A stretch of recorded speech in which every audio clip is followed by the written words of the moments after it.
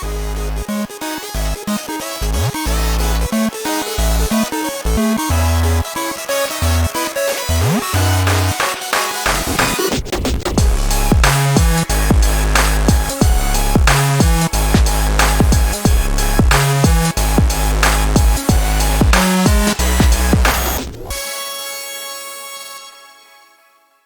everybody. Welcome to another exciting episode of Jimmy's JamBox. We're here. We're back at it again, and we're going to get on into it. But before we do, as always, please make sure to like, subscribe, push all the buttons, do all the things. You know, I don't know where they are, but you do, and I trust you.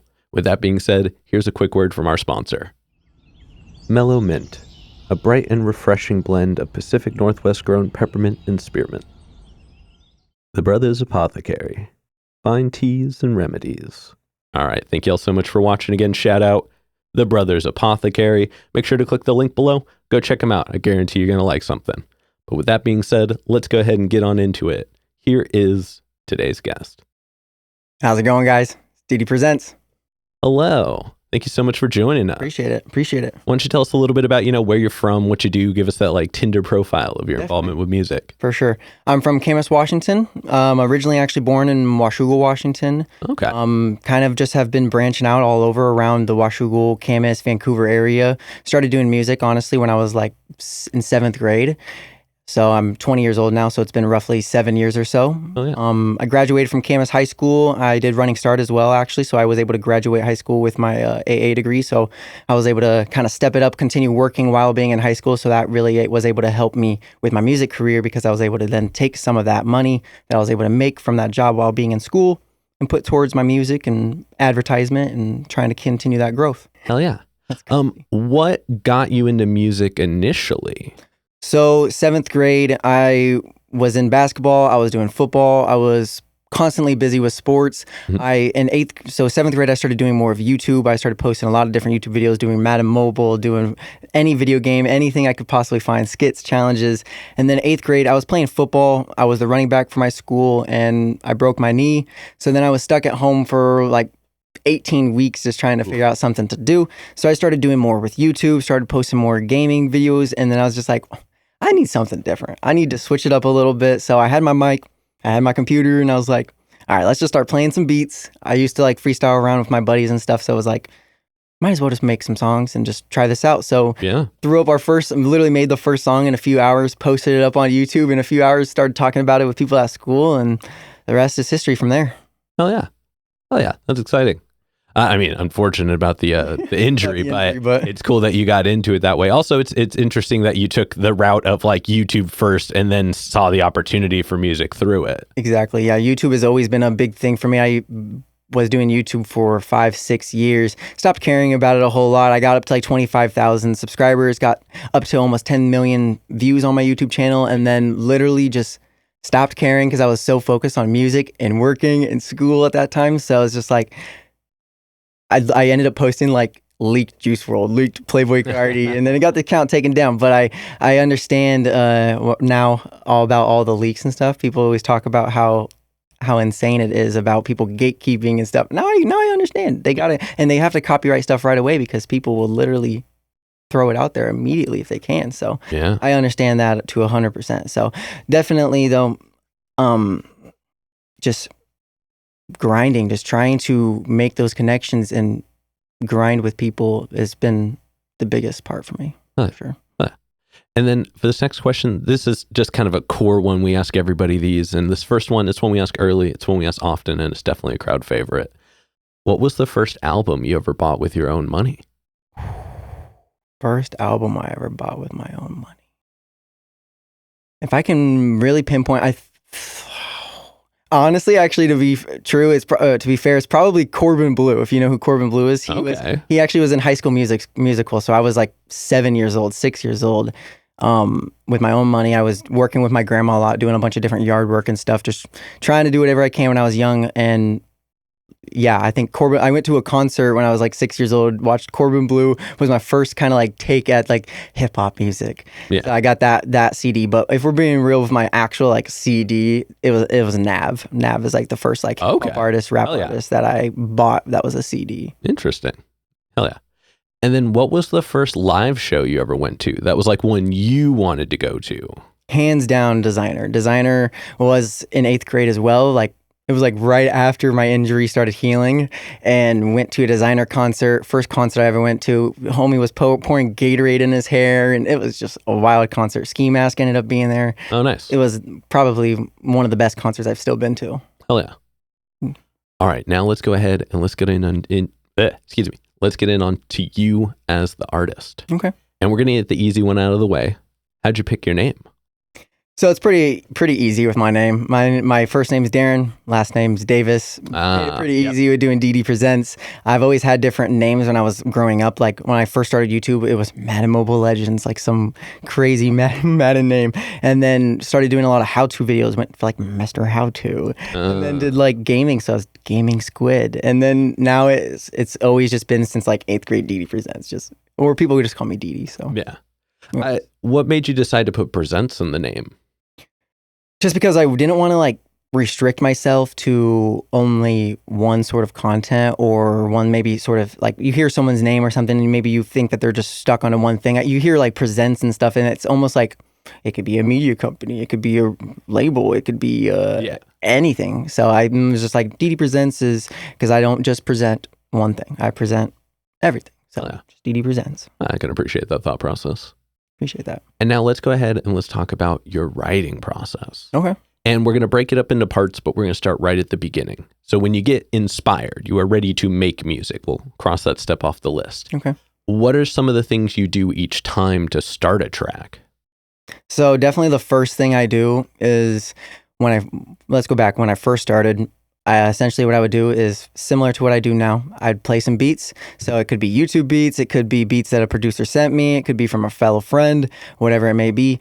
I would listen to some beats. I'd end up just freestyling for a while. Usually like play the beat like 4 or 5 times, just freestyling over and over, just getting some different flows. Because if you have one flow, you don't want to just stick to that one flow the whole song, you know? So I try to think of different flows while I'm freestyling, coming up with ideas. And then if I'm like, okay, that's a good flow, let's stick to that. Let's write on that for a little bit. Grab out my phone, go on notes, write a few lines, try to go off of that. And then maybe sometimes even take a step away again and just leave those lyrics there and then forget about them almost and just restart it, listen to the beat again and freestyle some new flows. Because again, I want to present the song as a masterpiece, as a piece of art. I don't want to just rush the song. Like sometimes, I've been able to make songs in 20, 30 minutes. But again, that means it was like a nice spark. It hit, like it was something that I was ready to do at that moment. But for when I'm taking time on songs, I write a little bit, freestyle a lot, and then I end up walking away, record maybe what I have written, and then listen to it a bunch and be like, okay, what needs added? What needs changed already before we get too into it? Like, what's the purpose of the song? What are we hoping to do with it? Like, especially when it comes to releasing music, not just posting anything. It's like we gotta create something that can flow and keep people engaged and entertained. You know? Mm-hmm. Oh yeah. And then once you have a track finished, so you've gotten everything written down, you've recorded it all, or at least have it all to a point where it's ready to record in its entirety. Okay. How long does it take you to feel comfortable performing a track? Performing on like just recording or performing live? Let's say live. Live, honestly, probably need to, because if I do work on a song and I write it, I typically don't end up remembering it like the next day exactly what I wrote. So it takes definitely probably a good couple weeks or so, let's say. So I probably have heard the song at least 10 times, and then I will be able to, I feel comfortable to perform it live and give my all. Okay. Oh yeah. And then looking back on, just because we're so close, it's still 2023. Yep. How did your writing process or your music making process in general change during that year? It changed a lot, honestly. So my brother has been getting into music a little bit more as well. He's starting to do producing. He's starting to kind of help me with managing and coordinating releases. Mm-hmm. So start of like summer of 2023, we started dropping an album a month on my media page, an album a month. And then it started becoming almost an album a week because we had so much music and so much people we were working with. And that shifted it a lot because after dropping all of those albums, it's like, okay, let's focus on making it now the best possible content we possibly can. So now it's like every song needs to have content, like videos, reels, whatever you possibly can to go with it. Mhm. So that's honestly where it really changed, because 2020 to 2023, it was just post. It was just post. It was let's bring all my creative ideas into different songs, and let's see how many releases we can get out there and see how much interaction we can get on these songs. But you end up realizing when you have so much out pushing at one time, it's definitely hard to maximize that exposure. Even if you have multiple big features or something like that, pushing them all out at like once definitely was a learning curve. So now this year, I'm focusing on still dropping almost a song every week, but now making sure that there's content and good quality content to match with it. Oh yeah. And then looking at your most recent music coming out, or even music you're working on that hasn't come out yet, what do you enjoy characteristically, like stylistically, about your current sound? Okay. Yeah, for my current sound, so I have a few different voices I use. I have my normal voice that you can hear me talking with right now.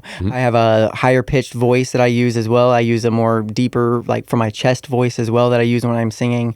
So I try to incorporate all of those sounds into my music now, which is again why I need to kind of step back and step away sometimes when I'm working on a song, is because I might get stuck on that one sound or that one voice. It's like almost like I'm able to collaborate with myself in a way.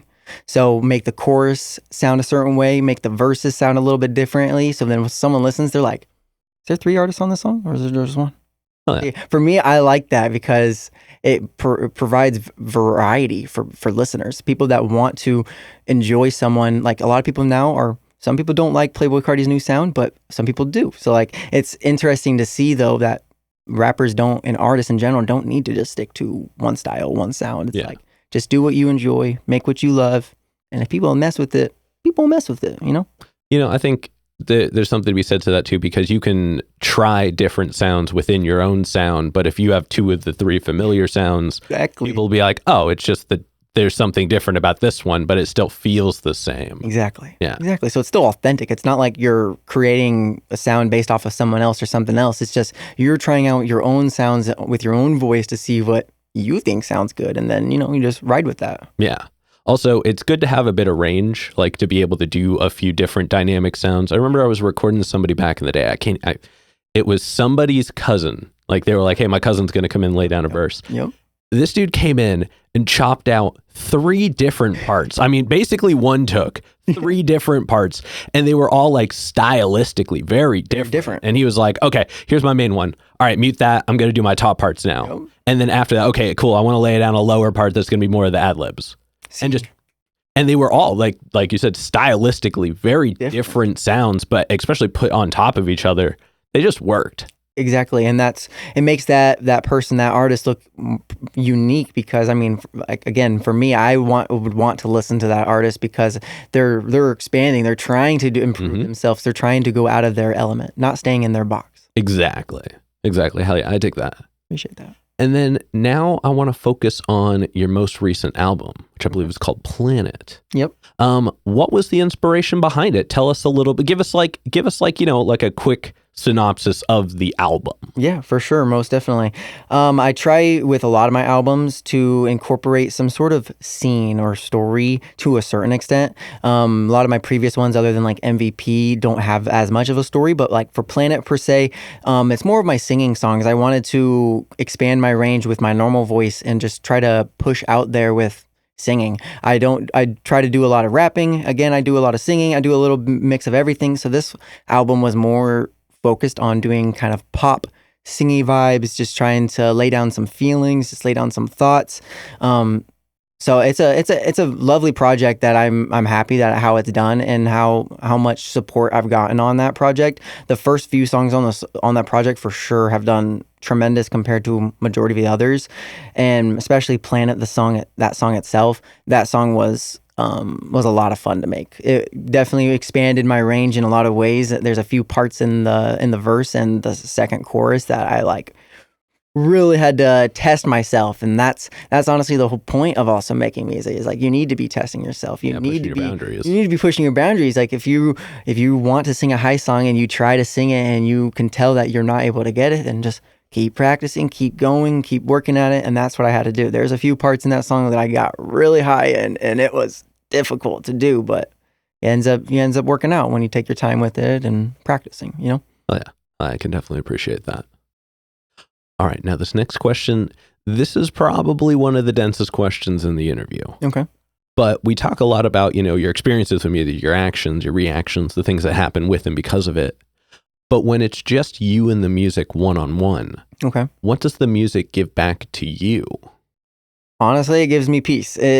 I work on a song, or in general, I don't even need to be working on music. Let's just take me out of the situation of making music, just music in general. Mm-hmm. When I'm listening to music, I feel completely at peace. Like I could be having the worst day possible, and if I turn on anything pretty much that's music related, at least it gets me distracted, gets me thinking. So like I work at a coffee shop part-time, and unfortunately for them, they have to deal with me singing all day and humming all day because, for one, that's a good way to practice. Two, good way to expand my knowledge with lyrics in general, because if you're just singing songs that are playing, or if there's playing like some lo-fi beat at work or something, then you can be freestyling in your head and practicing different things like that. Remind me of the question again. I'm going a little off. What does music give back to you? Okay. Yeah. So yeah, leading back onto that, yeah, definitely peace is definitely the biggest thing.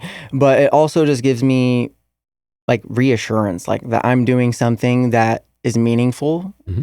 It's because, again, like I don't make music for anybody else. I make music for me, and if people want to hear it, they hear it. Like I said, I dropped there's like 13 albums or something dropped in the last 6 months, like, and half of those songs didn't get played by a lot of people. It's like it's not for anybody else. It's for me. It's for my time. Like I ask people all the time when I'm having just general conversations, like, what's your hobbies? What do you like to do for fun on your free time? And most of them end up saying, oh, I try to get outside when I can. I hang out with my friends. I go on walks, but those aren't like real hobbies. Yeah. Those are just like activities and stuff that you can do on occasion. So I try to spend all my time on music. So when I don't have that time, honestly, I get like stressed and anxious and worked up. So when I have that time, I feel relaxed, I feel at ease, and I feel like my mind's doing what I'm supposed to. Oh yeah, I could definitely appreciate that.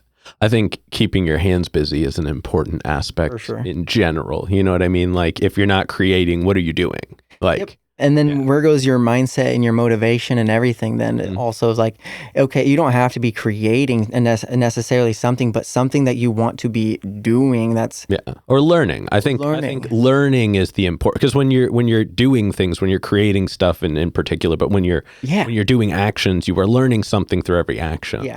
Even if it's something that's muscle memory, you still will end up learning something at the end of the day. Exactly. Always something to be learned. I mean, even if it's something you've done 100 times, you may be like, oh my gosh, this 101st time I did something different and it was more or less effective, and you've still learned something about that general task. I think even people at the top of the scale, the top people they're still learning. They're not just should be. They should be learning for sure. Yeah. And again, like being productive throughout the entire day. It's like I've learned from so many millionaires, billionaires, blah, blah, blah, that say that they only wake up before 6:30 at the latest. So I make sure because I make sure that I'm either starting work at 5 a.m. or I'm up at 5 a.m. getting stuff done, trying to be productive, because, you only got so much time in the day. You got to take advantage of it. True. Oh, yeah. All right. Now we've got one last question to go in this middle portion. Sweet. And this is kind of a what to look for next. Okay.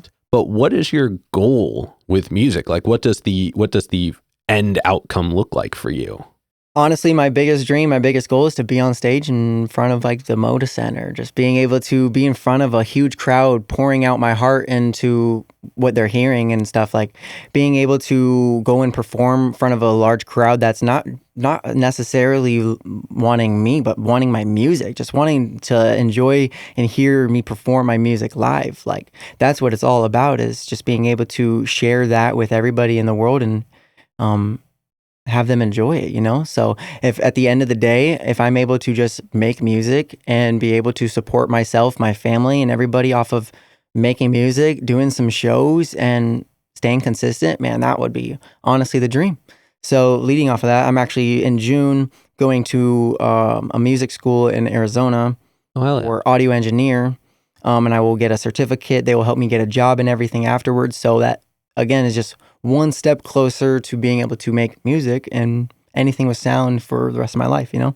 That's exciting. Very. I think there's a lot to be had from going to schools like that. I mean, you know, the jury's out on like the you know, like the if it's the best thing, if it's the worst thing, if it's, you know. But everybody I've ever met that's gone to it, that's actively doing stuff with it, they seem to be doing it well prepared. Yeah, see, like it's one thing to go into a music school unprepared, like I think majority of people do. Like you go to school and you're just kind of going through the motions, but it depends on what you're strictly going for. Like I know now that the rest of my life, I only want to produce either music, sounds for movies, sounds for video games, something in that realm, and being able to get a certificate or some sort of degree that says so now just gets you one step further than Joe Blow down the street that may be able to do 5 years worth of music and sound and everything, but being able to have that hands-on studio or hands-on experience inside of a real studio with other professionals that have worked on big projects, that's where you're really going to get your knowledge, get so much, because even if at the end of the day, if there wasn't a job or something that came from it, the knowledge that has been gained from it will last you a lifetime. Yeah. And you can usually go and do something on your own with it after. Exactly. Finding your own clients, doing whatever you can to continue growing in that same realm, even if it's not a certified job. Yeah. Hell yeah. For sure. All right. Now we're going to go ahead and we're going to move on to some hypothetical questions. Sweet. And for these, the questions are all made up, so the answers are allowed to be as well. Yep. And for this first one, if you could work with anybody, the only prerequisite is they have to be alive. Yep. Understandable. Who would you want to work with, and how would you want to work with them? Nav. 100%. Hands down, Nav. Nav's my favorite artist. Nav, from what I've known in the past, I'm not sure if it's still the same. I learned this like 2 years ago that he built in his own house. He has his own home studio. He doesn't go to a studio and record. So being able to go to his place and be able to do something with how he makes music, because he makes beats too. He doesn't just make music. He produced back to back for Drake. So being able to see how he produces, being able to mix and master, and seeing how he records in his element, even if I wasn't able to work with him, I could just watch him for a few hours to see how he does it. That would be game over for me. Game over for me. Yeah. There's definitely something to be said for like being able to be in the room with with somebody. Yeah, don't even have to work with them. Just being able to talk to them for a few and just pick their brain. Yeah. That's even more important. Hell yeah. And then subsequently, who's a local artist that you're aware of, but you haven't gotten to connect with yet, but you would like to? Lord Lawrence. Oh yeah, shout out Lord Lawrence. Yeah, shout out Lord Lawrence. He's dope. He's a dope artist. I mean, I've seen him perform at a lot of different shows now, and he's definitely a cool artist that I would love to work with more. Well, you know, he's local now. Is he in Vancouver now? He's somewhere near here. Somewhere around here. Sure. Yeah. Hell yeah. That's awesome. That's, everybody at Lawrence in the comments. Let's seriously, let's get that going, man. Hell yeah. And then for this next one, like I said before, sky's the limits. But if you could perform anywhere in the world and you wouldn't have to worry about crowd access, building stability, power, guaranteed best lineup, guaranteed best show, and it doesn't have to be a venue. But where would you want to perform? The Las Vegas Dome. That new dome. Okay, I don't know how new it is, but whatever that sphere dome is that has everything on the visuals on the outside, that's wild. Because then you could perform, if I could perform inside there and then have those visuals or something on the outside, that would be sick. No, it's definitely a wild spot. I think it's going to change performances in the future. For sure. Yeah. For sure, because isn't the inside have all visuals around? It's basically like an IMAX theater, but on steroids. Yeah. Imagine how crazy you can make. See, my whole thing is that just means that we've been underutilizing IMAX spaces for performances. Seriously. That's something I said on a previous episode. Yeah. But like, how many of those like theaters have enough space down at the bottom that you could put a stage? And they've clearly got stellar surround sound. Like, no, they got great surround something sound. To think about. People who have access to IMAX theaters. Cinema needs to hop on that and figure it. Regal, needs to hop on that and figure it out. Hell yeah. All right, and then to wrap up the hypothetical questions, if you could get one more album from anybody, they could be alive, they could be dead, they could have put out an album yesterday, they could have not put out an album in 100 years. But if you could get an album from anybody, who would you want it to be from, and when would you have wanted it to come out? Michael Jackson.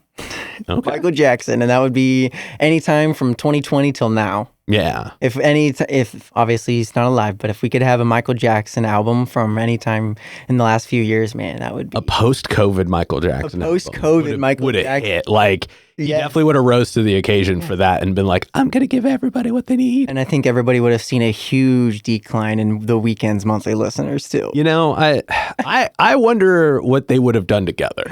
It would have happened. 100%. He just put out a track with Madonna. There might be a little beef at first just because of there's maybe some similarities there. But I think it would end up being them wanting to work together. I think the direction The Weeknd's moving now, especially more like because he's definitely going like heavy on the like I'm not saying like low key Kavinsky vibes or anything like that, but he's clearly digging into the like density of synth work. You know what I mean? 100%. Yeah.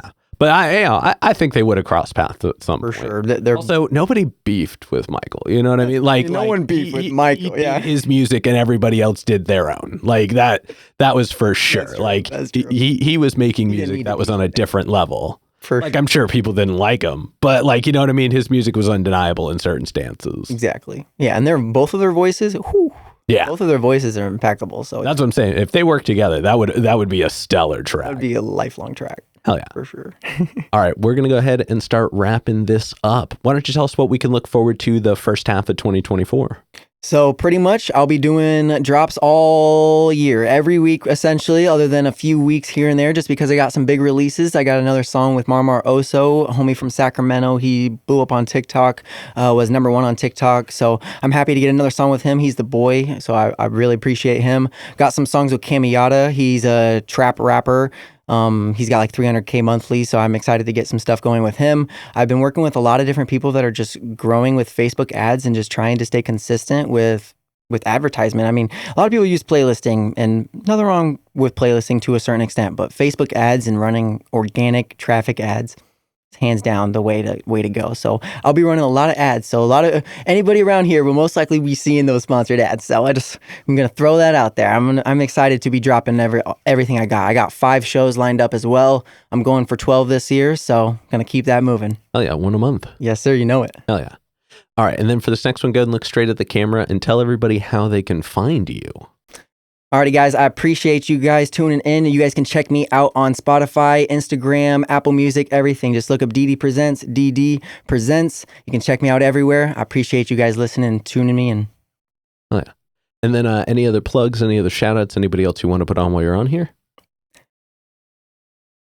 Shout out Sam Carter, Nathan, DJ 3Z, Shane, and T. Gordon. I appreciate you guys for being in my crew. We will continue growing all 2024. It's going to be a grind. Oh, yeah. All right, now we've got one last question to go. But before we do, I'm going to steal the camera for just a second. Yep. As always, y'all, please make sure to like, subscribe, push all the buttons, do all the things. You know, I don't know where they are, but you do, and I trust you. And one more shout out to the Brothers Apothecary. Make sure to click the link below. Go check them out. I guarantee you're going to like something. But with that being said, the final question. And this is entirely up to your interpretation. Okay. But what is an album you feel is more on the obscure side, so not a lot of people know it, but is one you think everybody should know? Tsunami Warning by Nav. Oh, yeah. Definitely. Best album, hands down. That one or Bad Habits. There's not a single song that doesn't slap on Bad Habits. Oh, yeah. Well, there you go. Y'all got 2 recommendations. Yes, sir. All right, we're going to go ahead and get up on out of here. Thank you so much for joining us. I appreciate you for having me. Thank you. Oh, yeah. This has been another exciting episode of Jimmy's JamBox. I'm Jimmy. This is Dee. And we're signing off. Yes, later, sir. y'all.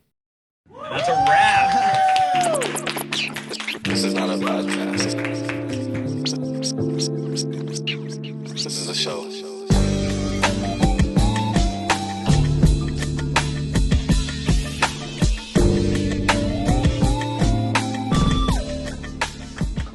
Keep jamming.